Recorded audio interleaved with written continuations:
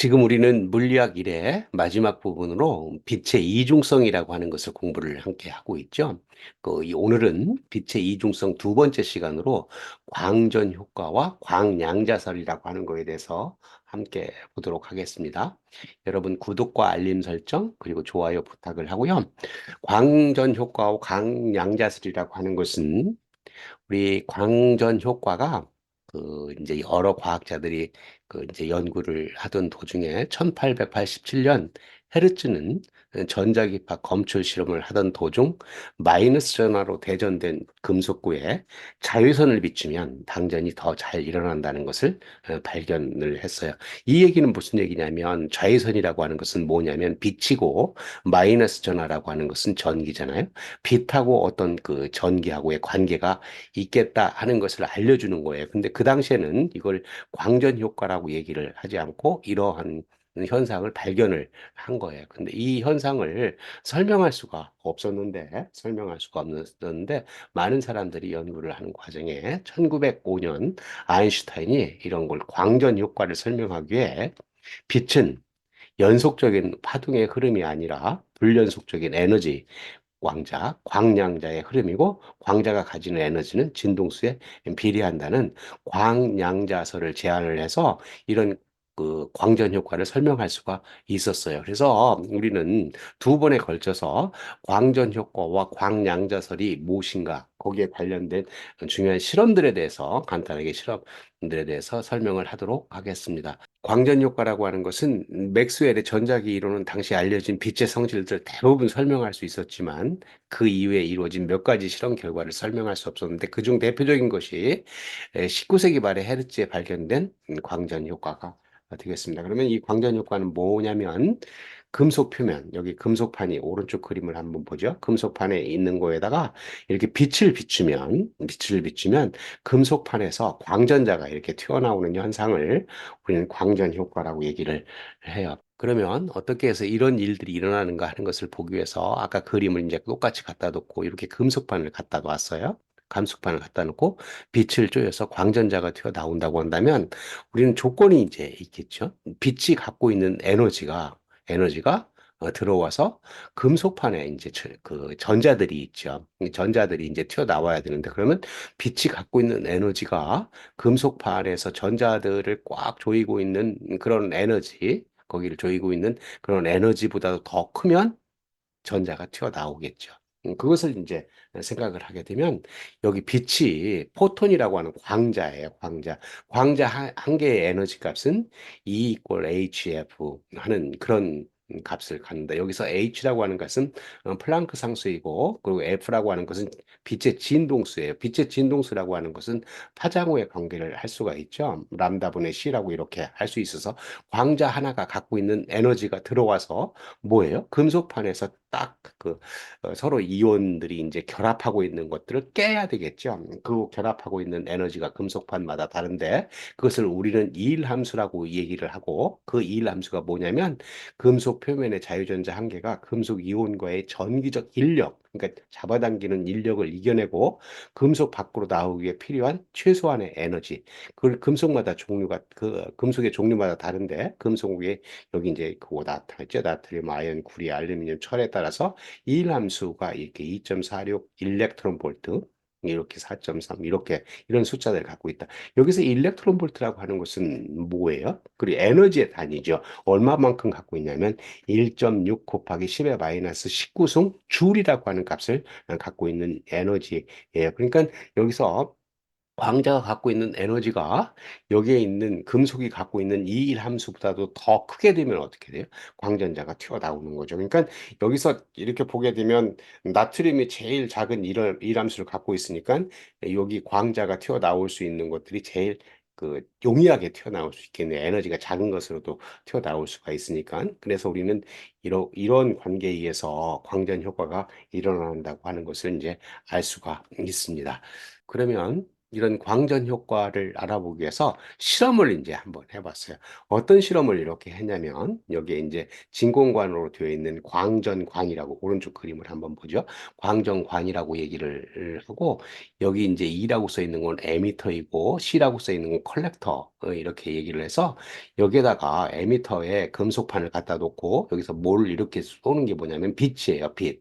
여기 빛을 이렇게 쏘게 되면, 요 빛을 쏘게 되면, 여기서 그 금속판에서 뭐가 광전자가 튀어나오는 거죠. 조건이 하나 있죠. 어떤 조건이냐면 여기 빛이 갖고 있는 포톤 에너지보다도 더 에너지가 포톤 에너지가 일 함수보다 더 커야 된다 하는 것들이죠. 앞에서 얘기했던 것처럼 그 포톤의 에너지가 일 함수보다 더 큰 게 있으면 광전자가 튀어나와요.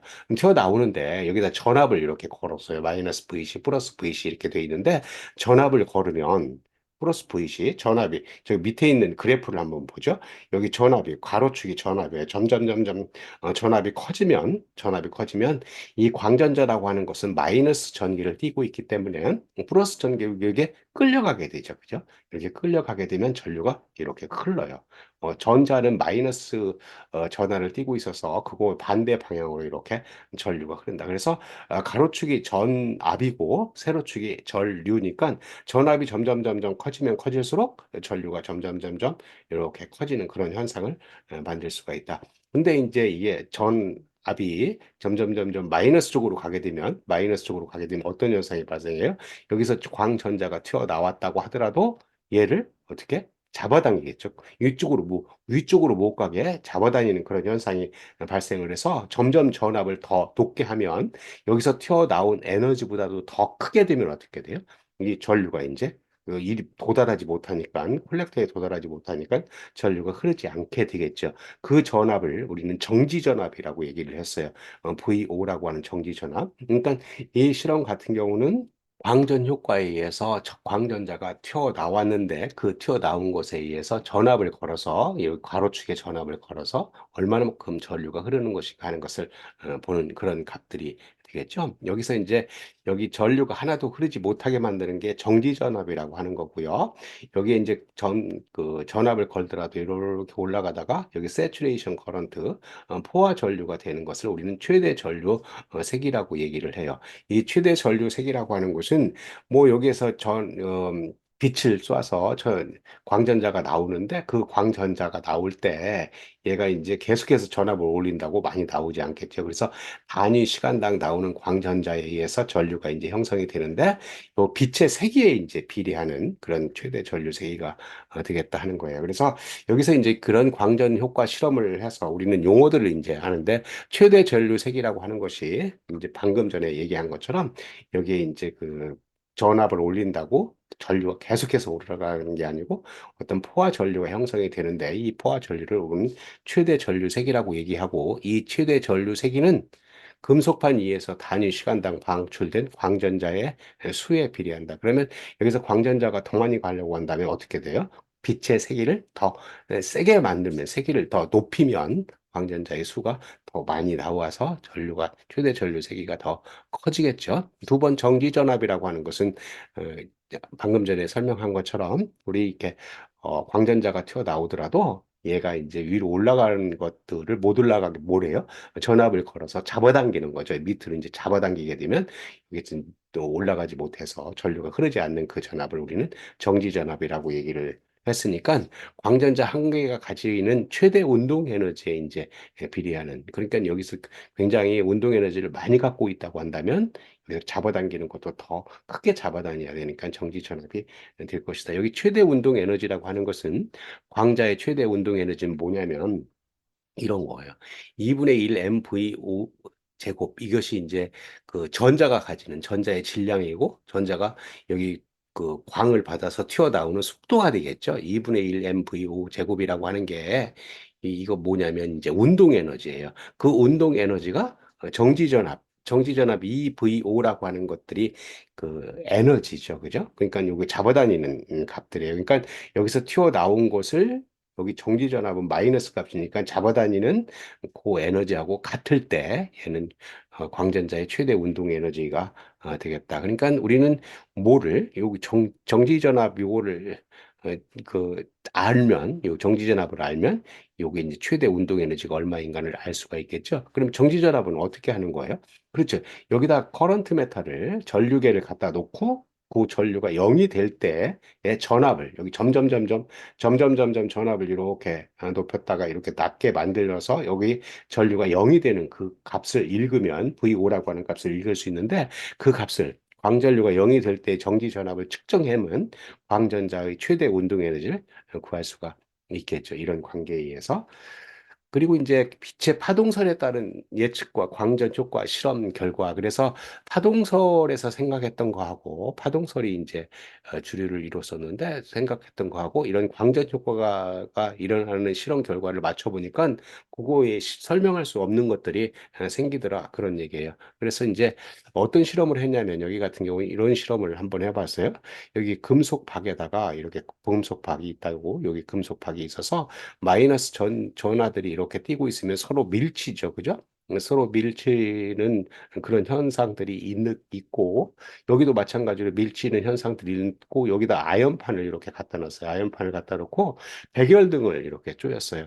그리고 여기서는 오른쪽 거는 자유선을 쪼갰어요. 백열등하고 자유선은 어떻게 다른 거냐면, 백열등 같은 경우는 이제 가시광선 영역에 있기 때문에, 여기 파장이 이제 한 380 나노미터에서 750 나노미터 그 안에 있는 거고 자유선은 이제 380 나노미터보다 작은 것들이죠. 그러니까 이 자유선이라고 하는 등에 의해서 빛을 쪼이는 거하고 백열등에 의해서 쪼이는 빛의 에너지가 이제 달라지는 거예요. 그러면 아연판 같은 경우를 여기다 갖다 놓고 백열등을 쪼였더니 금속박이 이제 변화가 없었다. 그 얘기는 뭐냐면 여기에 있는 전자들이 이렇게 해서 아연판에서 이제 전자들이 광전자가 튀어나가야 여기에 있는 것들이 이렇게 나와서 그 금속박이 이제 오므라들 텐데 여기서는 지금 아연판에서 뭐가 광전자가 튀어나가지 않았다 그런 얘기예요. 그리고 이제 금속박이 오므라든다고 하는 얘기는 자유선을 쪼였더니 백열등 대신에 자유선을 쪼갰더니 여기 이제 금속박이 오므라든다는 것은 여기에 이 전자들이 이렇게 해서 아연판에서 튀어나간 광전자에 의해서 여기 이제 또 해서 이제 서로 미는 힘이 작아져서 이제 금속박이 오므라든다. 그렇다고 한다면 빛의 진동수하고 광전자 사이의 방출 사이의 관계를 이제 찾을 수 있겠죠. 앞에서 설명한 것처럼 여기에 이제 그 빛이 갖고 있는 에너지가 여기에 이제 그 금속이 갖고 있는 일 함수보다 이기면 광전자가 튀어나온다고 했으니까 똑같은 게 있겠죠. 그죠? 광자가 갖고 있는 에너지하고 여기 이함수하고 똑같은 부분을 뭐라고 하겠어요? 그렇죠. 문턱전압이라고 얘기를 할 겁니다. 그 문턱전압을 이제 한번 구해보기로 하고요.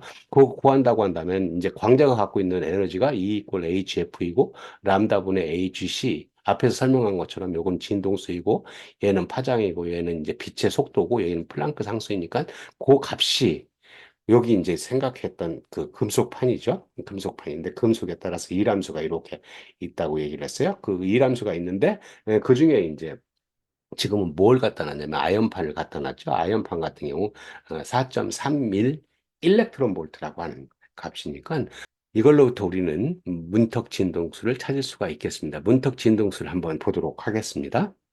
문턱 진동수는 포톤 하나가 갖고 있는 에너지를 E 이꼴 HF 이렇게 HF 했으니까 여기 금속판을 이제 무엇으로 썼느냐에 따라서 다를 텐데 지금 같은 경우는 우리는 뭘 썼어요?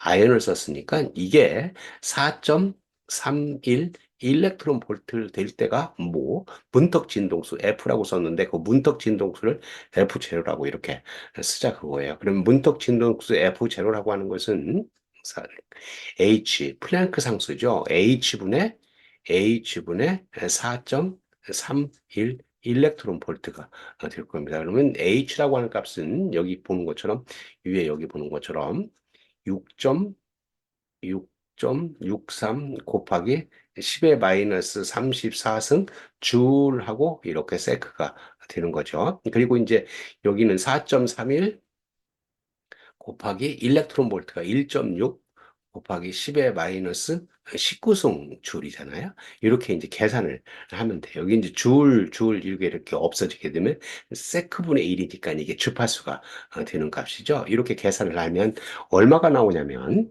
1.04 곱하기 10의 10 15승이 나와요. 그러면 1.04 곱하기 10의 15승이라고 하는 게 뭐가 되는 거예요? 우리는 이렇게 구한 각각의 문턱 진동수를 금속에 따라서 이렇게 해놨더니 아이언 같은 경우가 10.4 곱하기 10의 14승이네요. 앞에 우리는 1.04 곱하기 10의 15승이니까 이거하고 똑같은 이런 값을 구할 수가 있다. 그겁니다. 자, 여기서 우리는 그 파장을 한번 구해보도록 하겠습니다. 어, 파장이라고 하는 것은 F0 이퀄 람다 제로분의 C라고 이렇게 쓸 수가 있겠죠? 그러면 람다 제로라고 하는 파장은 F 제로분의 C 이렇게 쓸 수 있으니까 C라고 하는 것은 3 곱하기 10의 8승 메타파 세크가 되는 거죠. 그죠? 이게 빛의 속도이니까. 그리고 F 제로라고 하는 값은 여기서 이제 문턱 진동수가 되는데 지금 같은 경우 아이언을 구했을 때는 1.04 곱하기 10의 15승이라고 하는 값을 얻었어요. 그러면 우리는 이 값을 보게 되면 여기 계산하면 람다 제로가 오는 값이 얼마가 나오냐면 2.88 곱하기 10의 마이너스 7승이 나와요. 이 값을 우리는 나노메타 이런 것들로 한다면 나노메타가 10의 마이너스 9승이니까 얼마냐면 288 나노메타가 된다. 그러니까 288 나노메타라고 하는 것은 우리 가시광선 영역이 380 나노에서 750 나노메타이고 380 나노메타보다 작은 것은 우리는 뭐라고 해요? 자유선이라고 하는 거니까 이게 자유선이 되는 거죠. 자유선이 되니까 이 자유선이라고 하는 값보다도 더 짧은 파장을 쪼이게 되면 광전자가 튀어나올 수 있는 그런 문턱 진동수, 문턱 파장 이런 개념을 쓸 수가 있겠습니다. 다시 돌아와서요. 빛의 진동수와 광전자의 방출 사이의 관계를 살펴보니까 빛의 파동설에 의하면 빛을 계속 비추고 있으면 에너지가 축적돼서 광전자가 방출될 것 같은데 그렇지 않고 뭐하고 관계 있어요? 빛의 진동수, 즉 문턱 진동수보다 더 커야 광전자가 방출된다고 하는 것을 알 수가 있었습니다. 지금 같은 경우 아이언 같은 경우는 앞에서 계산해 봤던 것처럼 288 나노메터 정도 되기 때문에 이와 같은 그 자외선 등을 쪼이면 거기에 이제 광전자가 방출돼서 이 금속 방이 이제 오므라드는 그런 현상을 생각할 수가 있겠습니다. 그리고 또 하나 이제 빛의 입사와 광전자 방출 사이의 시간 지연 이것도 이제 빛의 파동설로 빛의 입사를 계속 하게 되면 그게 이제 그 에너지를 축적해야 되기 때문에 시간 지연이 일어나지 않을까 그랬는데 그게 아니고 빛의 세기가 아무리 이 약하더라도 어떤 그 문턱 진동수만 넘으면 바로 광전자가 방출된다 하는 것을 볼 수가 있었습니다. 빛의 진동수가 문턱 진동수보다 크면 빛의 세기가 아무리 약하더라도 광전자는 즉시 방출된다. 이거가 이제 빛의 파동설로 설명할 수 없는 거고요. 그리고 이제 빛의 세기와 광전자의 운동 에너지의 관계가 되겠습니다. 앞에서 우리 그 운동 에너지라고 하는 것들을 얘기를 했는데 빛이 세더라도 그 운동 에너지의 관계는 빛의 세기와는 무관하고 뭐하고 관계 있어요? 그렇죠. 파장하고 이제 빛의 파장하고 관계 있다고 하는 것을 알았습니다. 그리고 비슷한 실험인데 다른 실험을 한번 보고 그 실험 결과를 이제 해석하는 거를 한번 생각을 해본 겁니다. 여기 광전관을 이렇게 갖다 놓고 그 광전관에다가 단색광 A 그리고 단색광 B를 비추었어요. 그러니까 색깔이 다르다고 하는 것은 뭐가 달라요? 빛의 파장이 다르고 그 진동수가 이제 다른 거죠. 파장에 따라서. 그래서 A라고 하는 걸 했더니 뭐가 전류가 흘렀고 B라고 하는 걸 비췄더니 전류가 흐르지 않았다. 그 얘기는 뭐예요? A라고 하는 그 빛에 의해서는 광전자가 방출되었고 B라고 하는 것에서는 방출되지 않았다고 하는 것을 얘기를 하고 요 빛이 방출된 것은 그 빛의 진동수가 문턱 진동수보다 크다고 하는 것을 얘기를 하고 있고 파장이 짧고 그리고 B라고 하는 것은 그것과 반면에 그 문턱 진동수보다 작고 파장이 길다 하는 것을 얘기를 하고 있습니다. 자, 여기서 A라고 하는 빛과 B라고 하는 빛의 세기를 증가를 시키면, 빛의 세기를 증가시키면 B라고 하는 빛부터 한번 보죠. B라고 하는 빛은 전류가 흐르지가 않겠죠. 왜 안 흐르냐면, 그 문턱 진동수보다 작기 때문에 아무리 빛을 세게 하더라도 세기를 이제 증가시키더라도 전류가 계속해서 흐르지 않는다. 그런데 A라고 하는 것은 전류가 이제 그 빛의 세기를 증가시키면 전류의 세기도 증가를 시킨다. 전류 세기가 증가시킨다고 하는 것은 여기 최대 전류를 하죠. 세츄레이션 커런트가 점점 빛의 세기가 올라가면 올라간다고 하는 것을 얘기를 하고 있습니다. 자, 우리 여기서 오늘 광전 효과와 광양자설을 얘기를 하고 있는데 광양자설까지 다 하게 되면 너무 영상이 길어지기 때문에 광양자설은 다음 영상에서 자세하게 공부를 하도록 하겠습니다. 자, 오늘 여기서 마치도록 하고요. 관련 영상을 여기다 올려놓을 예정이고 도움이 됐다면 그 구독을 신청하면 다음 영상도 용이하게 받아볼 수가 있겠습니다. 감사합니다.